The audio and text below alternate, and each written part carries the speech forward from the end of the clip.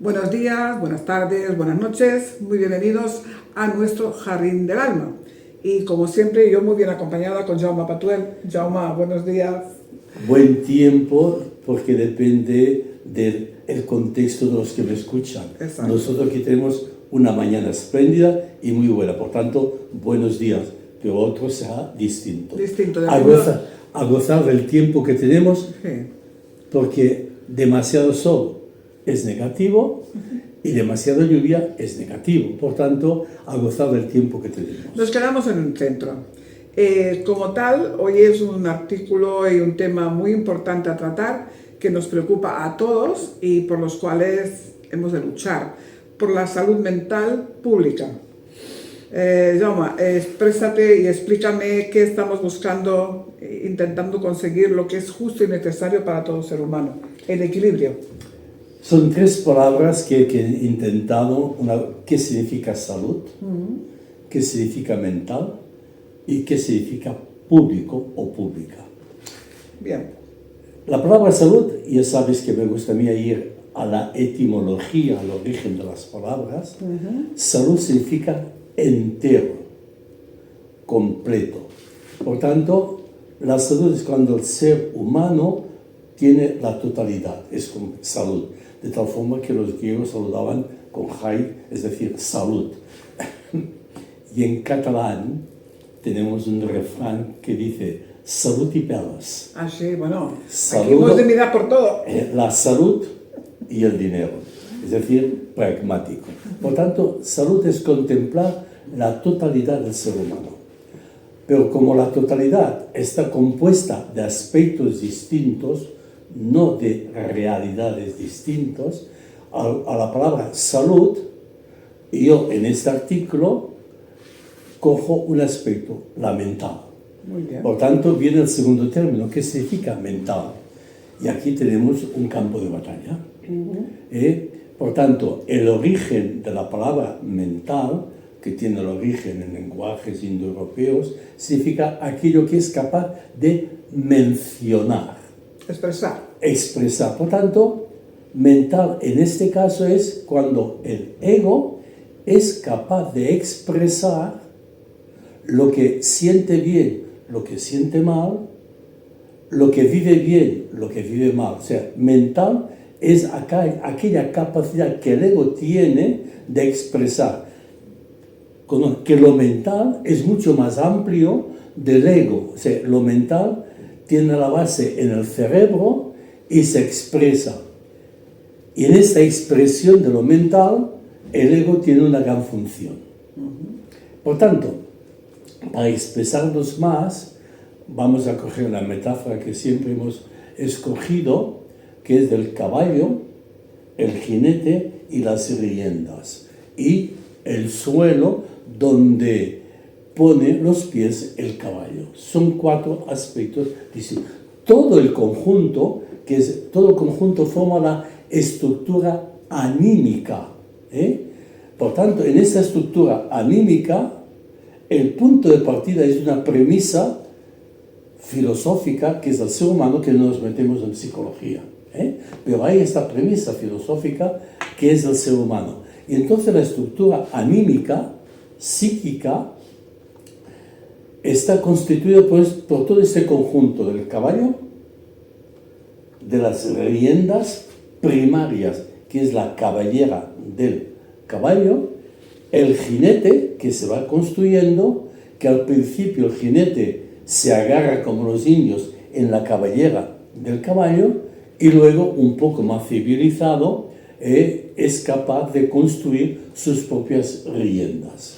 Por tanto, el ego es el jinete, el mundo pulsional desconocido pero real y que empuja es el caballo, que le llamamos el ello, y luego está un aspecto muy antiguo, porque todo ser humano que nace indefenso necesita del otro, es un hecho, necesita una dependencia. Por tanto, como es un ser indefenso que necesita una dependencia, las normas le llueven de fuera. Por tanto, este aspecto es el superego. Y entonces, el superego, que son normas, tanto el superego como el ego, tienen una cosa en común, un pasado. El caballo, el ello, hereda todo lo pulsional, todo lo genético, y el superego, que es también el pasado, tiene un criterio de cultura. Por tanto, el pobre jinete, que va creciendo, va madurando, al lomo del caballo, montado al caballo de la vida. Exacto, debe aprender a gestionar las exigencias pulsionales de acuerdo a unas normas que él ha aprendido, pero que él no ha construido. ¿Cómo gestiono esto? Esa es la función del ego. Pero el ego, que es capaz de mencionar y tener en cuenta todo esto, debe pisar con los pies al suelo.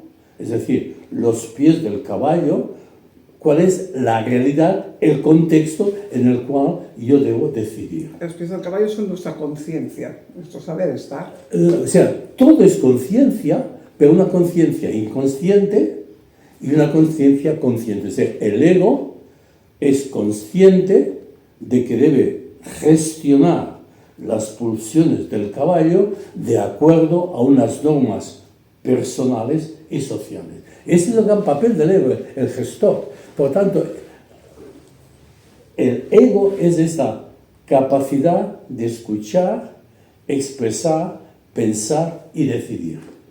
Tiene un trabajo, ¿eh? Este claro. ego tiene un gran trabajo. Por tanto, el jinete debe conocer cómo es. Por ejemplo, cuando nosotros comemos algo, lo preparamos a gusto, gozamos del plato que sea, porque esto es muy cultural, pero del momento que yo trago, hay una función digestiva que ya no depende de mí. No. Por tanto, yo cuando actúo es fruto de muchas cosas mías, de mi estructura anímica que no conozco. Y entonces, ahora me viene a la cabeza una sesión con una persona muy inteligente, que hablábamos de este aspecto de cómo actúa el aparato digestivo, es decir, cómo actúa el mundo inconsciente, poder hablar. Ahora bien, el ego, para que pueda funcionar bien, la base primaria es la autoconfianza. Pero hay una cosa muy importante. Estamos hablando de diferentes matices, pero cuando entramos en lo que es la mente, ¿por qué es esta gran desconocida?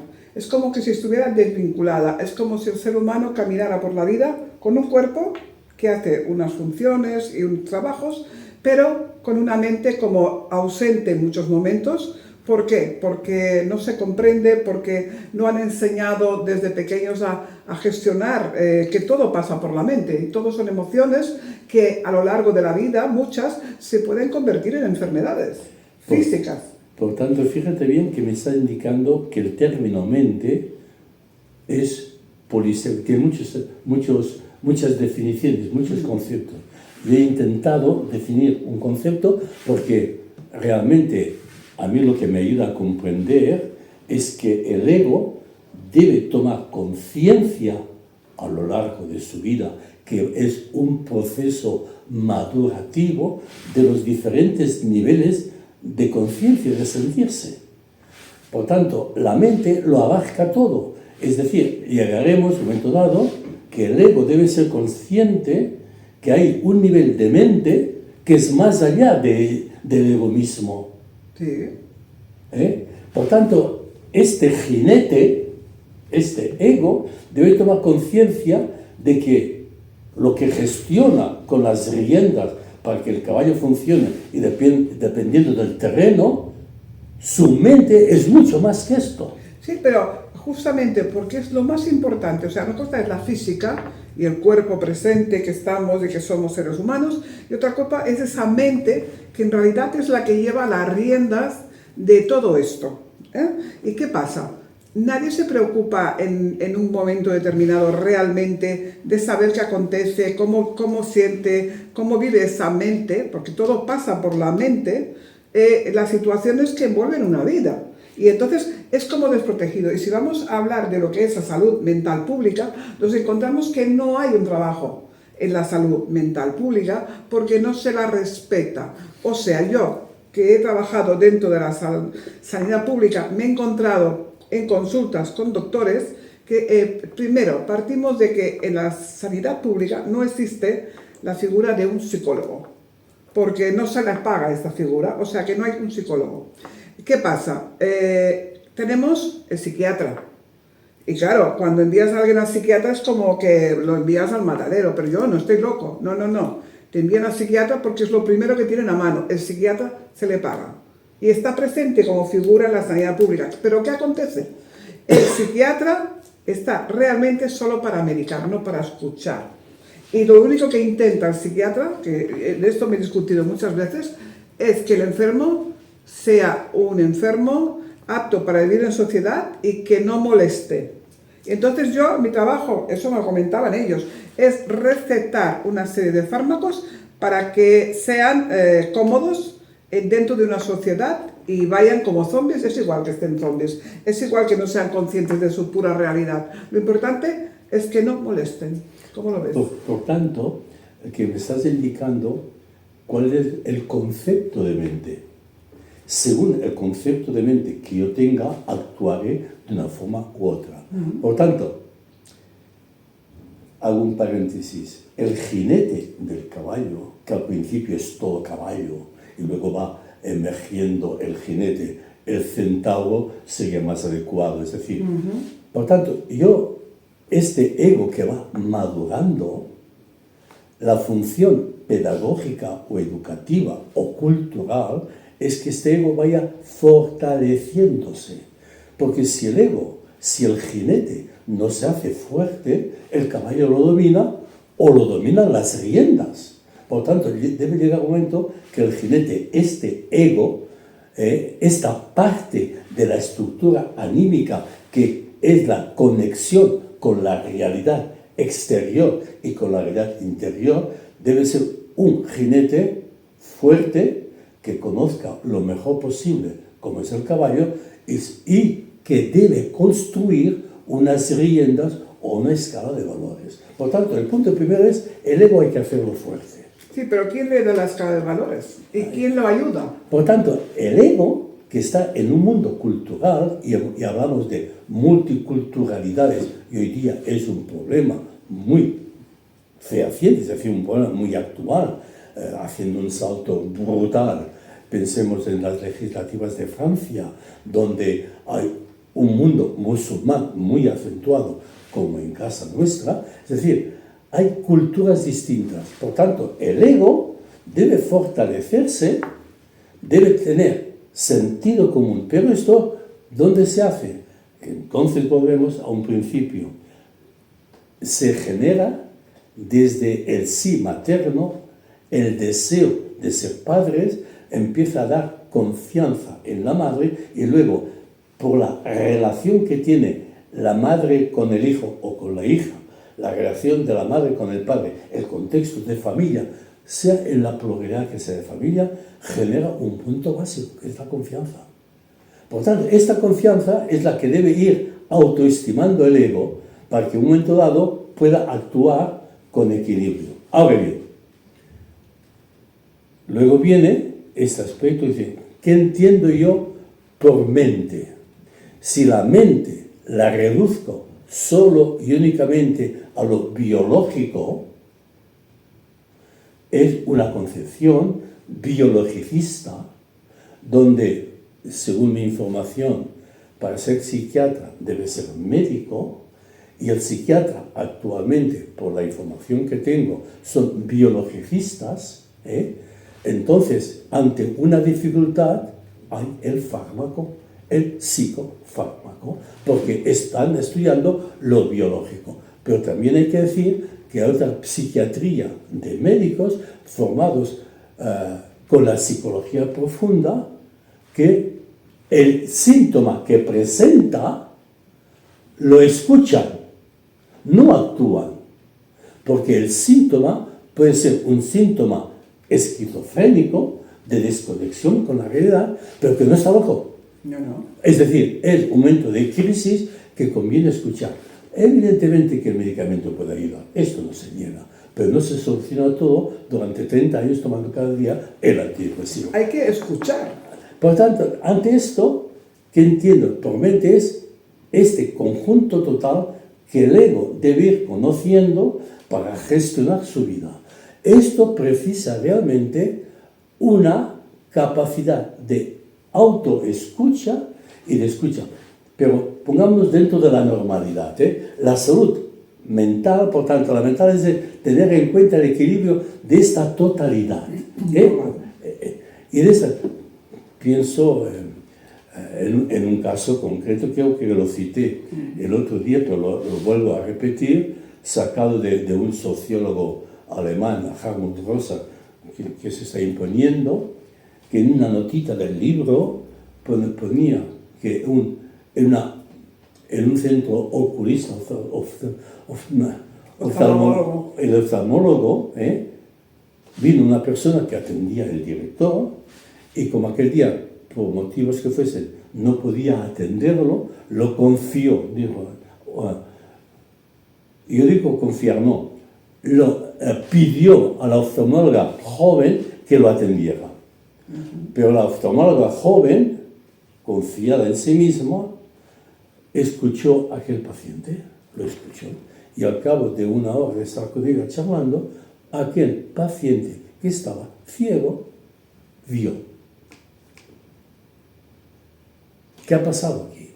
Y cuando la oftalmóloga joven se lo comunicó al director del centro, a la vuelta dije, tranquila, esto no volverá a pasar porque no tenemos tiempo para escuchar. Vaya, eso funciona así, es verdad, no tenemos tiempo para escuchar. No y entonces, otro aspecto, es decir, trabajar la mentalidad, hoy es escuchar mucho. A ver, los que trabajan en la medicina, en la psiquiatría, tienen que escuchar mucho. Pero en realidad, los pacientes a veces se escuchan demasiado sus propios miedos y hacen un miedo tan grande que se están automatando. Bueno, esto es la parte. Sí. Por tanto, el técnico vocacional, las circunstancias actuales según su formación, será biologicista, solamente va a tener en cuenta la anatomía, la fisiología, la función de las neuronas, que es muy importante, pero la mente humana, el ser humano, no es un ramillete de neuronas. Es mucho más. Es mucho más que un ramillete de neuronas, pero tiene las neuronas, sí, claro. Que hay que conocerlas. Las famosas neuronas espejo, no es un espejo que yo tengo afuera, sino un espejo que yo tengo y que entro todo lo que yo veo por el espejo, pero es un espejo. Por tanto, las neuronas con todos los dinamismos de la serotonina, de la dopamina, etc., todos esos elementos necesarios no son más que un medio. Por tanto, al conocer el funcionamiento de las neuronas, que es importante e interesante, no debo de decir que el ser humano es un manojo de neuronas, o bien, si quieres, haciendo un paso hacia atrás, el ser humano no es una máquina. No. O sea, ni es máquina, ni es un manojo de neuronas. El ser humano precisa de todo este elemento anatómico, fisiológico, pero es mucho más que esto. Claro, al decir mucho más que esto, alerta con un salto, es un alma, es una alma, no.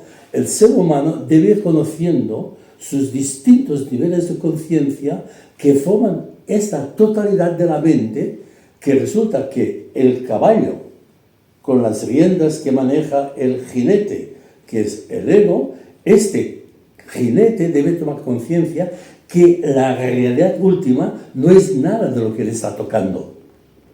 Sí, correcto. Sí, todo lo material es tangible, pero no todo lo tangible es material. Por tanto, esta visión más amplia, no fruto de una reflexión, ni filosófica ni teológica, sino fruto de un conocimiento profundo del ser humano, el ser humano descubre, gracias a que es un homo locus, una persona que habla, que la estructura anímica es importante, pero no es el todo. Claro, ante esto, entonces viene la palabra, ¿qué es la mente? Claro, entonces dependerá de la situación. Por ejemplo, sin ir más lejos, no diré nombres, un joven de 37 años que está tratando su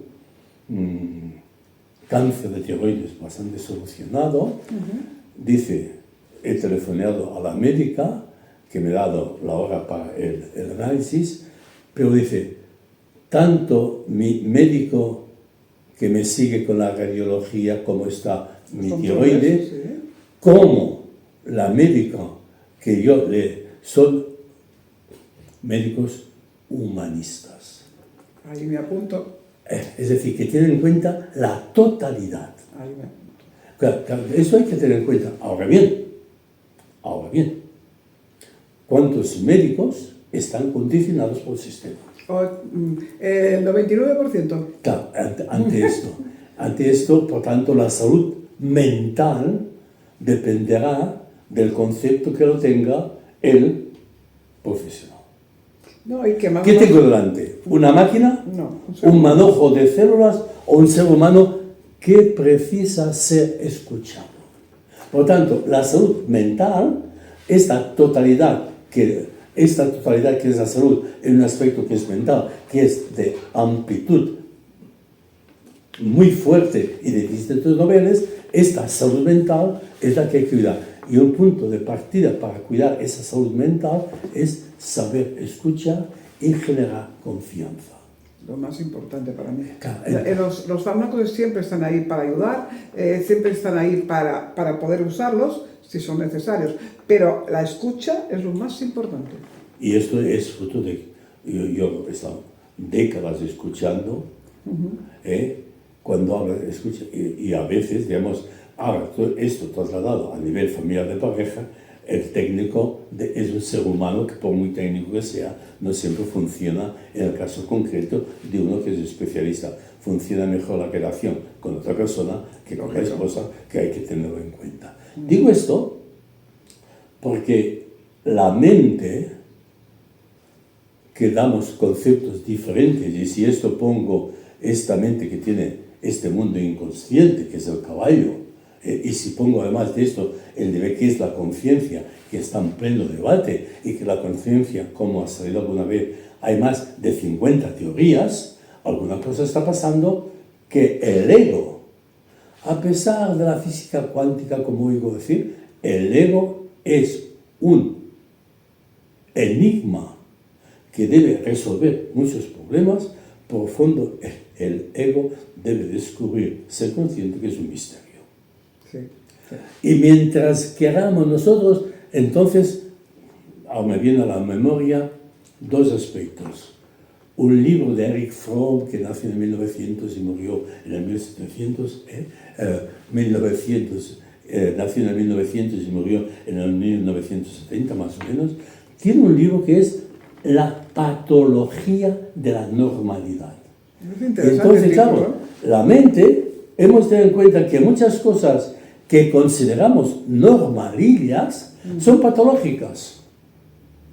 Por ejemplo, una patología de la sociedad occidental del siglo XXI es producir, consumir, es un aspecto real del conjunto, pero que aislado es una patología. Sí. Neurosis compulsivas de comprar. Gente compulsiva. El comer ávidamente, el comer cualquier cosa. Esas cosas normalillas son patología desde un aspecto. Digo eso. Y luego lo que me ha llamado la atención, y por eso hoy he traído el diario, que es Le Monde Diplomatique, el mundo diplomático. Resulta que el 10 de mayo de 2024, 20 de mayo, exactamente el 10 de mayo de 2024, hace poco, por tanto hace un mes, resulta que se reunieron un pequeño grupo de países industrializados donde se encuentra la gran industria farmacéutica, se opuso al texto del tratado vinculante para prevenir futuras pandemias que se están negociando desde la OMS. ¿Y por qué? Es decir, este grupo que está en esta OMS, pues no han firmado el tratado que querían firmar porque primero, ante nuevas pandemias, no quieren nada vinculante. Ante nuevas pandemias quieren gestionar según sus necesidades y preferencias. Pero es un negocio. Por tanto, sin un tratado vinculante para prevenir futuras pandemias. O sea, no interesa prevenir. Por tanto, ante esto tenemos un concepto de ser humano, producto. Claro. A ver, yo no hago una prevención de una enfermedad, de una patología, o no hago una prevención de una pandemia como la que hemos sufrido no hace mucho, sino prevenimos que estamos esperando que acontezca para hacer el negocio. Por tanto, ante esto, el jinete, el ego, debe ser consciente de todo esto. Ahora bien, si el jinete, o la amazona, me es igual, Le cogemos las riendas, ¿qué pasa? resulta que no le dejan coger sus propias riendas. Claro, Le dicen qué riendas ha de coger y sí. Y entonces voy con una gran conferencia que nos dio el filósofo catalán Francesc Torralba el 29 de mayo en la Fundación Vidal i Barquer, cita en Barcelona como apertura al nuevo máster de espiritualidad transcultural, de la cual aún soy profesor y tutor. Nos dio una conferencia magnífica porque el título era con Miguel Perrelado la parte psicológica y con él la parte teológica y filosófica, la relación de espiritualidad y psicología. Pero lo que me llamó la atención y que lo hincó a base de bien, fue la capacidad crítica. Hay que ser críticos. Me gustó oír una persona de 57 años, como es Francesc Torralba, con una buena experiencia y con un montón de títulos, que coincidía, 57 años, yo tengo unos cuantos más, en el eslogan mío como pedagogo, como educador. Pensar por vosotros mismos. Tened capacidad crítica. Y esto es, y junto con la base de la confianza que te permite criticar, poder tener tu propio pensamiento. Esto, defender esta tesis hoy día, te catalogan de disidente, incorrecto, que no está dentro de la normalidad política ni educativa. Bueno, es que la normalidad para esta gente es llevar la masa por donde les da la gana. Bien. Como si fuéramos borreguitos a la montaña. Por tanto, entonces, ¿qué pasa? Tenemos la salud, que es la totalidad, y un aspecto mental, que mental es la totalidad, pero especificamos el ego que debe gestionar la pulsión del caballo, que es el mismo, el centauro, nos pega con unas riendas que él debe construir, no las dadas. Esto es un trabajo muy fuerte, un trabajo que la cultura no acompaña y que mentalmente, como dice Eric Fromm, tenemos una normalidad que es patología. Y nuestra sociedad es, como lo digo al principio del artículo, vivimos en una sociedad que no es consciente que está enferma. Por tanto, viene la palabra pública. Pública tiene dos sentidos. Lo que es público depende de la administración y que esté al alcance de todo el mundo.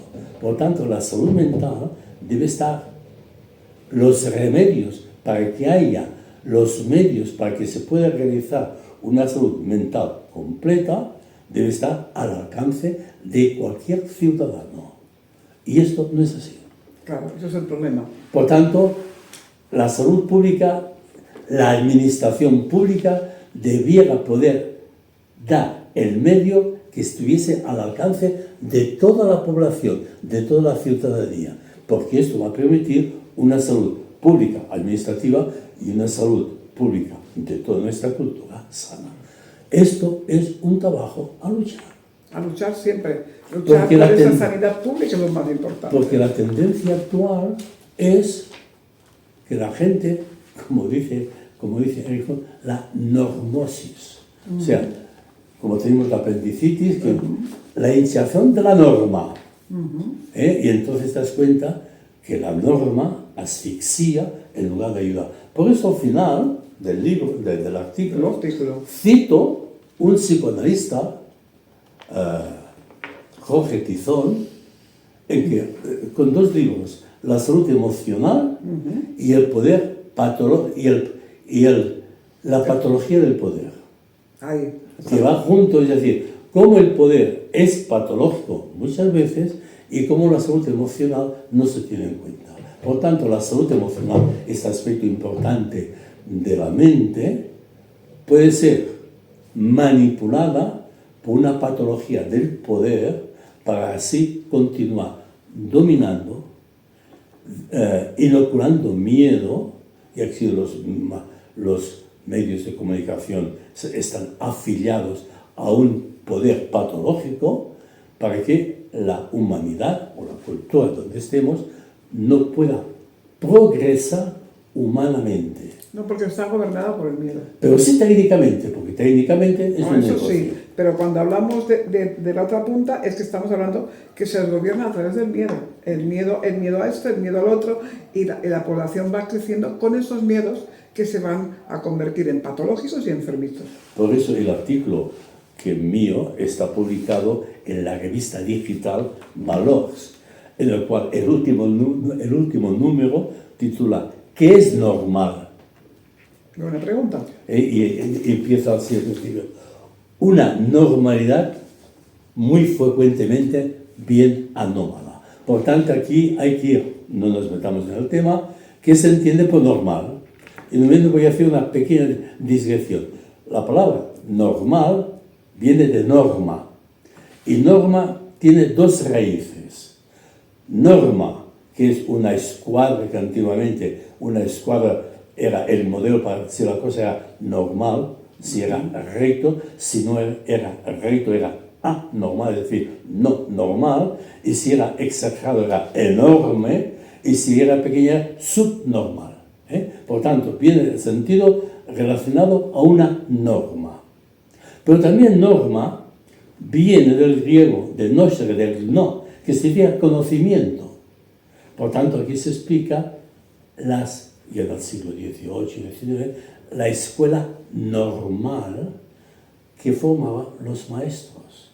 Por tanto, la escuela normal no tiene nada que ver con la escuadra, sino que tiene que ver, o con la regla, sino que tiene que ver con el conocimiento. O sea, la escuela normal, donde se formaban los maestros, era una escuela que daba conocimientos, saberes, para poderlos comunicar a los demás. Esto es escuela normal. No como decimos en escuela normal, no. Hay que distinguir. Por tanto, lo normal es de acuerdo a una regla. Ahora, la regla o la escuadra es un criterio nuestro. Claro. No hay ninguna norma absoluta. Digo este punto, que es la plataforma. Bueno, eso nos da para otro tema, discutir de lo que es normal y lo que no es normal, pero lo que sí es importante, que los que nos están siguiendo y nos escuchan y disfrutan, como yo, con tener a Jaume Patuel a mi lado, hablando de todas esas cosas de una forma fácil y profunda a la vez, que es muy interesante analizarlo así, pero sobre todo tengan ustedes la capacidad de pensar por sí mismos, de poner en tela de juicio toda la información que nos llega por diferentes medios y sobre todo de valorarse como personas y quererse mucho. Por tanto, una confianza profunda consigo mismo, una autoestima consigo mismo, Es lo más importante. un ego fuerte, un jinete, pero no olvidemos que el jinete fuerte es capaz de criticar y aceptar la crítica. Eso también. El jinete fuerte es capaz de aceptar que hay otros jinetes. Y el jinete fuerte es capaz de la pluralidad. Ahora, haré un ejemplo. Si el jinete en el hipódromo gana la carrera, pero bien ganada, puede tener tres actitudes. Gana y está decepcionado, depresivo. No he hecho todo lo mejor que he podido. Es decir, ha ganado, pero debía haber hecho mucho más. Aquí hay un perfeccionismo. O bien el otro que dice, he ganado, qué chulo soy, y no tiene en cuenta que ha ganado... Porque los han perdido. No, que ha ganado porque tiene un equipo consigo. Claro, También. Tiene aquel que le coge las riendas al caballo, tiene aquel que prepara. El ego triunfador es aquel que sabe que ha ganado porque hay un equipo. Y valora el equipo. Y valora el equipo. Eso. No aquel que ha ganado prescindiendo de los demás. No, Tienes postura. no. El ego fuerte es aquel que sabe que gana porque hay equipo. Exacto. Ni solo por triunfar, ni solo por quedar frustrado. Por tanto, un ego con autoconfianza, un ego que es comunidad y un ego que dice, hay otros distintos de mí y la diferencia nos enriquece. Por tanto, la tolerancia tiene un límite, porque si hay otro que no respeta, debe actuar. Claro. Hay mucho que hablar. Hay mucho que hablar y seguiremos hablando con nuevos temas, que no sé con cuál me va a sorprender próximamente, pero espero que lo hayan disfrutado, igual que lo disfrutamos nosotros en nuestras conversaciones, y hasta la próxima, aquí estaremos. Y buen tiempo. Buen tiempo. Gracias por estar y gracias por seguirnos y gracias por los me gustas. Gracias.